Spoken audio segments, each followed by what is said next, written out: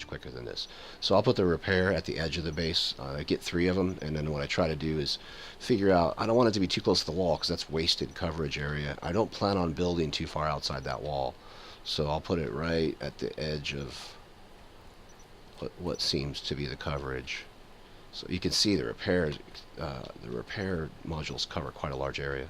So I'll go for like right here, and then we'll put another one down real quick.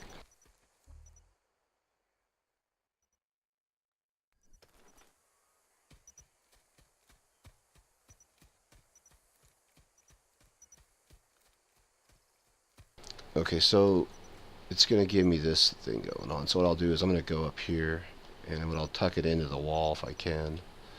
And I'd like to double up on coverage on the repair. The more you can double up, the better. So right now, if I put it right here, it covers the silo, the turret, it doubles up on some of the items that other repair module is covering. So you don't want to make your base a one-hit wonder where the module that they blow up is the Achilles heel, and then you're doomed. As soon as they take out a couple turrets or the AI for the turrets, you're toast. So you definitely want to work on that overlapping and try to get as much double coverage, triple coverage in the case of repair modules. Since you get 3 of them, you could actually work out triple coverage if you wanted. It's difficult to anticipate where people are going to help you build, so if you don't put them too close, you can actually try to make an area where people who don't have repair modules, because that's not a default build structure, you can go ahead and put it up here a little bit. So for me, what I'm going to do is I'm going to put it down here. I plan on putting my tower just to the right of it.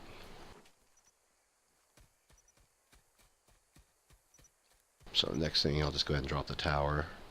It's not necessary to put the tower down. I think the next most intelligent thing to figure out is your skywall shield emitter. If you're trying to build stealth-like, then you don't put the shield emitter up, because the skywall shield emitter just broadcasts your base from far away.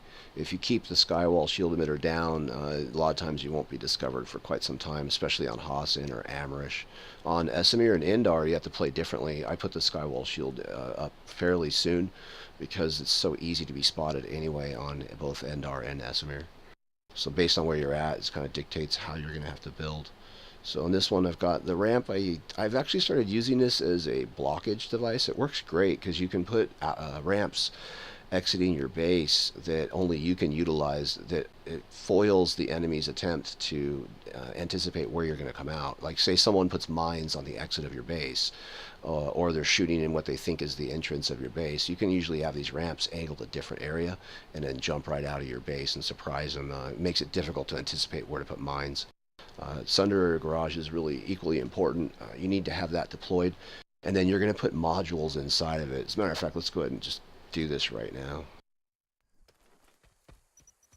And this is another one I build in the side of I'll build it in the side of a tree or a rock.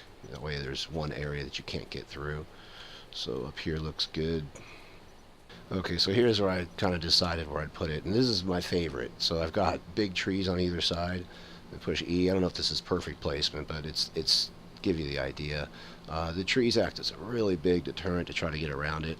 Once again, light assault's just going to fly over.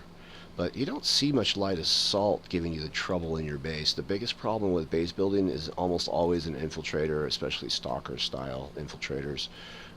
That just can make it very difficult for you to get your base built in one person. So and you can use a dark light flashlight and all that, but if they have a sunder or a location somewhere, that's what you have to take out. Okay, so next we want to get the structure shield module, because we're going to go ahead and lock that sunder or bay. And once again, this may not be the necessary build strategy or build style you would choose, so yours might vary on a different continent.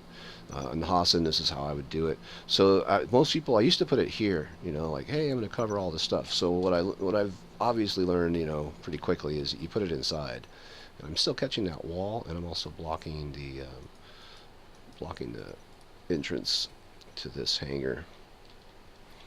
And there you go. So when that comes up, it'll shield this. It automatically protects it. And the next thing you put in is a repair module, sometimes in these. And in this case, I'm not going to really worry about that. But A lot of people will load these up with modules. You can put the repair module, the structure shield, whatever you can fit in here. I mean, you could fit probably 6 modules in here. So then the hangar becomes this heavy-duty support structure where all your base is pretty much dependent on this. That would be a way to build. Not too bad either, because you can put a couple people on repair duty safely inside of here, and they can just keep this structure alive, and that will support numerous amounts of structures of module building, that is. Okay, so it takes a second after it's actually activated to register. And there you go. So it activated the wall, and I caught the hangar. Not too bad. I try to catch as many items as I can with that, but the main thing is the hangar. So now I can put some items in here that need critical protection. So here's a big decision. I've got to put the skywall shield down about now, because as I put these other modules down, they eliminate the locations that I can put the emitter down. So structure shield competes with skywall shield, and a few other structures also compete. So you have to be careful if you wait too long to put this down, and of course it advertises your base, but as soon as you put this down, it's going to eliminate your ability to put other structures down. So pretty much the way I built this base is the way I always build, which still gives me the ability to put down the skywall and not be too inconvenienced. Because putting this down is in a critical location is fairly important.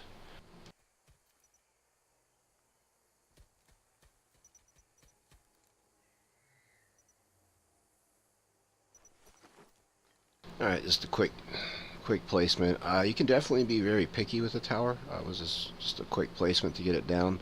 It does allow you to put it real close to walls. I like that. A lot of the new structures, one of the reasons I did enjoy getting them was they were able to be put very close to other objects. It's like the whether you want to call it the collision zone is very tight on them, so they're able to be put down and keep your base a little bit less, a little more seamless. Anyway, this is the tower. If I had light assault right now, I could jump through there and stand on the roof, which is something I like to do. Get a good view of the base. Get some nice screenshots of your base from here. Anyway, so look, it looks like a keep almost. Anyway, I like it. It's been a real nice addition to the game. Usually what I'll do is just double check that I put all my modules out. I don't care about the reinforcement module. It's expensive, but I will put it down at the end. It's not really necessary here on HOSSIN, and it's not necessary in a lot of cases. It allows your sunder, if you put it in your hangar and you put this close enough to your hangar, it has to be real close. It has its own circle of influence that you can see visually when you put it down. So here, I'll just go ahead and do it. Normally I would put it down right now, but I'll go ahead and do it. And this allows people from across the continent to spawn, make sure sunder a actual reinforcement point that shows up in the spawn. So if I was to go to a respawn or a deployment screen, on the instant deploy options or reinforcement requested options, it would be over here on the side, and your sunder would be listed. It has to meet the conditions of an area that needs reinforcements, of course. So it has to be close. It does have its own circle of influence. You can see it on the wall right there. So that's its area of influence. And I'll usually put it, just for the heck of it right now, let's put it right next to the hangar.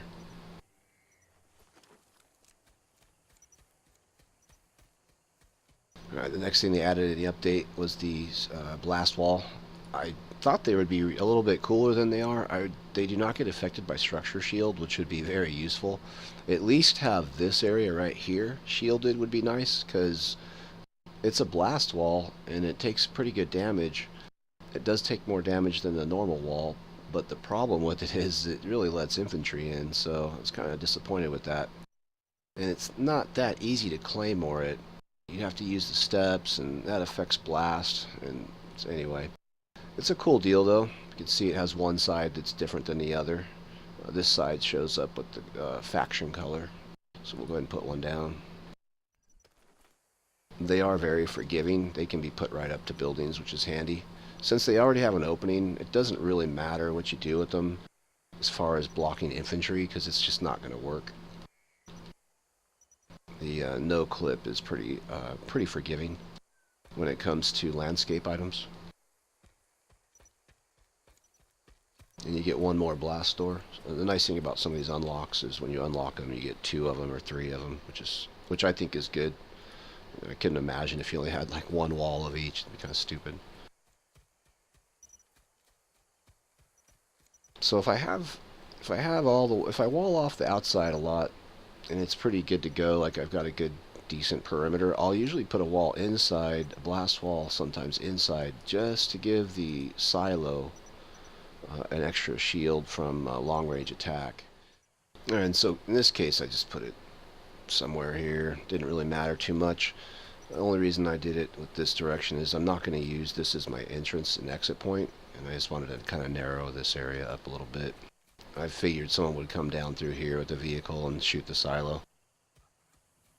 So anything I can do to impede the progress to get to the silo and blow it up. If they blow up anything else, it doesn't really matter. As long as they don't blow that up, I'm okay. If the silo goes, the whole base is pretty much shot. So we'll go ahead and see what else I have to build, which is going to be ramps and some obscure stuff. Okay, so we're going to redeploy. And I guess I could do, this is what I would do next if I wanted to defend that base. Sometimes I don't care, you know, I build the base and leave it. That's just, depends, you know. Sometimes I just need to search for the build and I don't care about someone's here. So let's see, where are we going to go?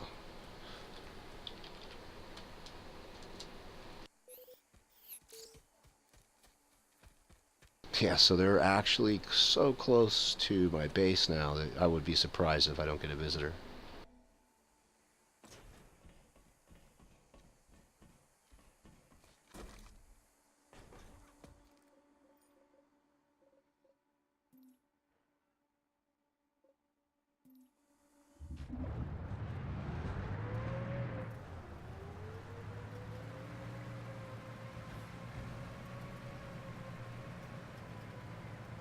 Yeah, you should normally defend that base and give him a hard time, whoever's doing that, because the next place they're going to go is your base. So you would normally put up a fight over there, but just for the sake of this video, I'm going to go ahead and abandon that.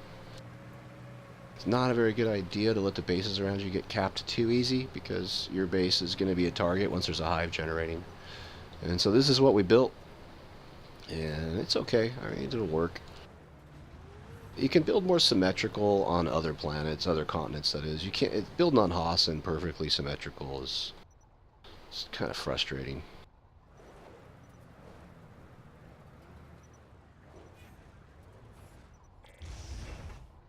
Just you want to make sure you don't make a really easy mistake here, which is have your deployable sunder sticking out. That's a pretty easy mistake. So now we've got it. Next thing you have to do if you happen to have a stealth sunder, is you should lock it. If you're in a squad and a platoon and your platoon knows not to shoot from it, like you're not supposed to do from stealth sunders, then you can go ahead and do squad platoon only. I usually lock it, just makes it easier. And nobody can get inside of it and start giving away the location. If the tower was underneath that deploy skywall shield generator, then I would be much, much safer. But in this case, it's a little bit exposed, so it's kind of a problem. But you want to go ahead and just control your base. You're probably going to do it from the tower, and if I'm light assault, what I'll do is jump from tower to turret, or turret that is, that I need. So if somebody is in a vehicle, I'll go ahead and just fly over and take control of that turret. By no means do I let the AI actually do all of the fighting. I let the AI handle the anti-air, because the AI turret for anti-air is just awesome. The anti-personnel, I'll let the AI work that also. The main turret I spend my time in is the anti-vehicle, because the AI anti-personnel is capable of assisting with the anti-personnel, and you can help too. But the turret AI is mostly geared for the vehicles, so it just sits there and lets infiltrators wander around and screw with your turrets. Alright, go out there and build a base, help your faction win. See ya.